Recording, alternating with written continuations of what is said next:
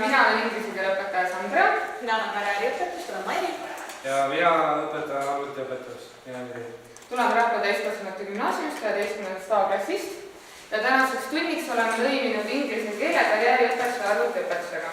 Ja alustaks kõigepealt sellest, et meie kahjuks arvasime, et me töötame täna ainult täiskasvanud õpilastega, aga tuleb välja, et siin on ka nooremaid. Seega me koostasime väikse küsimustiku. Üldse, seal on 3 küsimust kõigest, et saada teada, kui paljud on kokku puutunud erinevate CV-kordadega. Seega siia ilmub nüüd siuke leht, et võtke oma laudade pealt iPadid, siis arvutiõpetaja näitab teile täpselt ette, kust saab avada selle lingi, kus ilmnevad küsimused.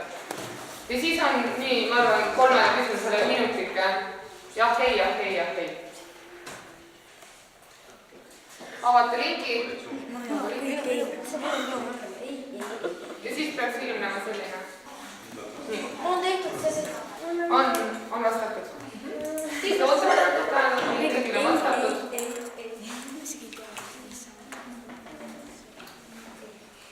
Eeldasin ma muidugi, et kõik on CV-ga kokku puutunud, aga tuleb välja, et isiklik CV on siis muutus, keegi veel vastas kuskil, 58,8%, natuke üle poolte.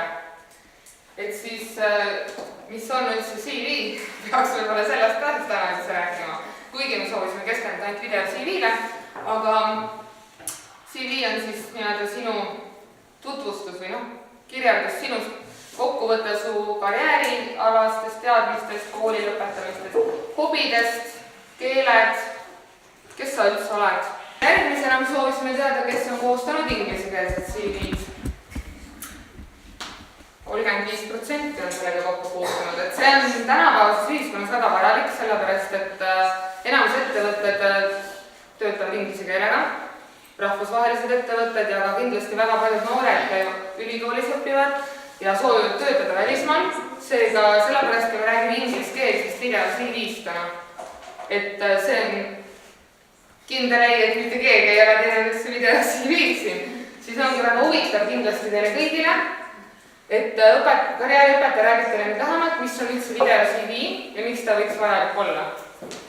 Video CV on siis, kuidas ma ütlen, tema eeliseks tööturul on nagu ennast paremini tööandjale tutvustada, et sa oled endale mugavas keskkonnas, sa saad rahulikult rääkida oma hobidest, oma hariduskäigust, võib-olla sellest, mis sa nagu ootad ja kui sa oled nagu hästi huvitav ja selline kaasahaarav, siis tööandja võib-olla tahaks sinuga rohkem kohtuda, kui et sirlida neid paberist CV-d, mis sinna tulevad, mis on igavad, mis ei näita inimese iseloomu, isiksust nagu lähevalt.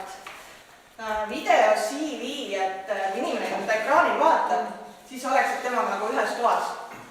Et sa juba tekitad inimesest seda huvi, et tahaksid seda inimest võib-olla veel rohkem näha, veel rohkem kuulata, võib-olla avastada, et teil on ühised hobid, et kui ta kutsub sind näiteks töövestlusele, et siis te saate ka juba sellest edasi rääkida, et ka nagu muudest maailma asjadest. Ta sisaldas terve rida pädevuste nii-öelda rakendamist asja jaoks, et põhimõtteliselt nagu väga heaks potentsiaaliks olid ju tegelikult need elemendid olemas. Kus CV teha? CV tegemine võiks olla siis endale mugavas keskkonnas. Küsid näiteks sõbralt abi, kes sind filmib või pereliige, et ta saab ka nagu sind nõustada, et või ka nii-öelda meelde tuletas, et räägid nendest asjadest ka, et mis on nagu põnevad, eks ju. Ja me oleme ka omalt poolt pannud siit 2 ingliskeelset video CV-d.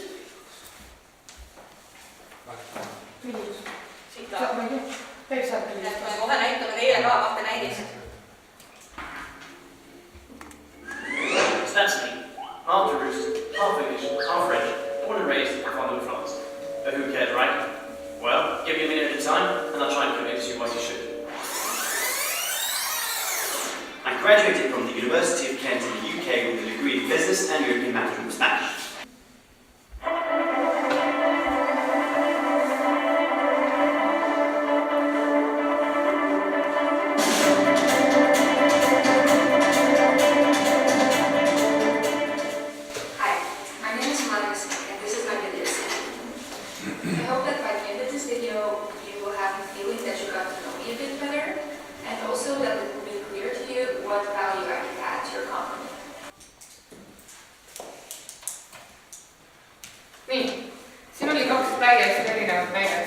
kuidas on võimalik teha seda.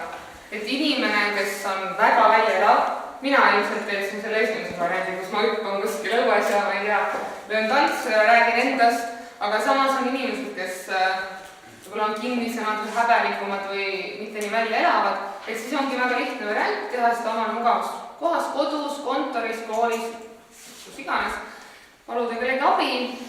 Meie eesmärk nüüd ongi teile jätta kodutööks teha video CV, et teil kõigil oleks võimalus seda siis teha. Et nooremad saavad ka, ma arvan, ikkagi väga lõbusa kogemuse.